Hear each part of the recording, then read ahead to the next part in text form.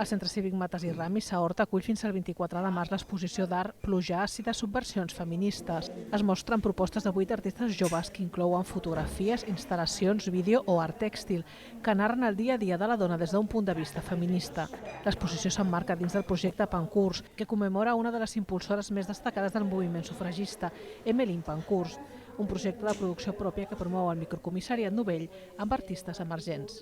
Si alguna cosa són els centres cívics, són allunyats una miqueta del model de galeries contemporànies, on l'únic que volen és treure un benefici d'un treball que normalment està precaritzat.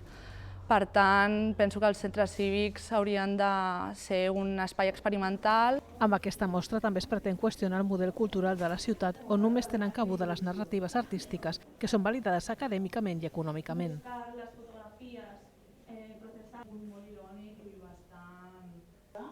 I bàsicament no té un sentit